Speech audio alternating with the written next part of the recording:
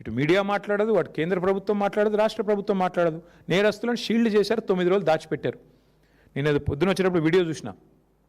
ఆ 9 రోజులు ఆ పిల్లగాడు ఎక్కడ దాక్కున్నాడట అంటే ముఖ్యమంత్రి గారి బంధువులు ఎవరిదో హాస్పిటల్ ఉందట, మెడికవరో ఏదో, అలా దాచిపెట్టి 28 అంతస్తులు అని చెప్తున్నారు. ముఖ్యమంత్రి గారు సమీప బంధువులు, దగ్గర బంధువులు హాస్పిటల్లో దాచిపెట్టారంట. ఇది పరిస్థితి. నేను ఏదో వీడియో చూశాను, వాస్తవం ఏందో మీరు చెప్పాలి. మీడియా పరిశోధనాత్మక జర్నలిజం చేసేది మీరు కాబట్టి మీరు చెప్పాలి, మాకేం తెలుసు. భయ మా మీద ఎన్ని కేసులు పెట్టారు ఇప్పటికీ, అన్నీ ఎదుర్కొంటాం, మాకేం భయం. నేను ఒకటి చెప్తా ఉన్నా బ్రదర్, నేను పారిపోయేటోని కాదు, తండ్రి పేరు దాచుకునేటోని కాదు, కొడుకు పేరు నాకు సంబంధం లేదని చెప్పుకునేటోని అంతకంటే కాదు. దయచేసి కొడుకు పేరు నా పేరు జత చేసి రాయకండి అని గ్యాగ్ ఆర్డర్లు తెచ్చుకునే బాపత కాదు. మా నాన్న పేరు కేసీఆర్, నా కొడుకు పేరు హిమాంశు, నా పేరు కేటీఆర్. నాకు ఆ ధైర్యం ఉంది. ఏ కేసు పెట్టు ఏమన్నా పెట్టుకుని ఎదుర్కొంటా. అన్నీ ఉన్నాయి కాబట్టే, మేము అంత నిజాయితీగా ఉన్నాం కాబట్టే దేనికి భయపడమని చెప్తున్నా. అవు కరెక్టే. ఎప్పుడు 9 రోజులు దాచిపెట్టి గోరుముద్దలు తినిపించి ఇంట్లో పెట్టుకొని బెయిల్కి అప్లై చేసి యాంటిసిపేటరీ బెయిల్కు కోర్టు వద్దంటే ఇంటరిమ్ రిలీఫ్ కూడా ఇయ్యా అంటే ఇక బాగుండదేమో అని అప్పుడు దిక్కులేక 9 రోజులు.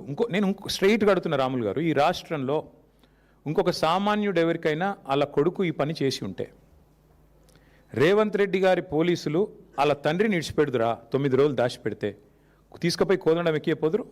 ఎక్కడున్నాడు చెప్పు నీ కొడుకునని? వాస్తవం కాదా ఇది? మరి సామాన్యుడికి ఒక నీతి రేవంత్ రెడ్డి గారి ప్రభుత్వంలో, కేంద్ర మంత్రి గారికి ఒక నీతి ఎట్లుంటుంది? నీకేం ఆబ్లిగేషను? ఆయన బీజేపీ అయినా, నువ్వు కాంగ్రెస్ అయినా, పేరుకి ఇద్దరు శత్రువులు. మరి ఎందుకు ఈ రహస్య స్నేహం ఏంది? ఎందుకు కాపాడుతున్నావు నేరస్తులను? నేరస్తులు ఎవరైనా ఓకే కదా, ఒకటే కదా, ఎందుకు కాపాడినారు మరి 9 రోజుల పాటు?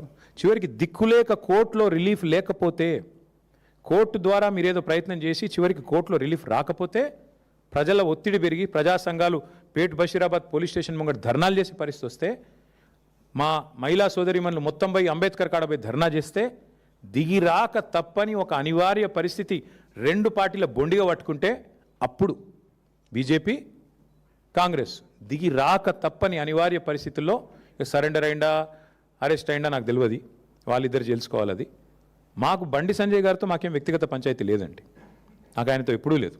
కలిస్తే ఎప్పుడైనా ఎదురుగా మాట్లాడినాను తప్ప నేను ఎప్పుడూ అగౌరవంతో వ్యవహారం చేయలేదు. ఆయనే పనికిమాలిన మాటలు మాట్లాడిండు, ఆయననే మా తల్లిదండ్రులను ఉద్దేశించి అగౌరవంగా మాట్లాడిండు. నేను అయినా కూడా మాట తూలలేదు, ఈరోజు కూడా తూలట్లేదు. నేరస్తుడు ఎవరైనా నేరస్తుడు అనేది మా సిద్ధాంతం, అంతకంటే ఏం లేదు.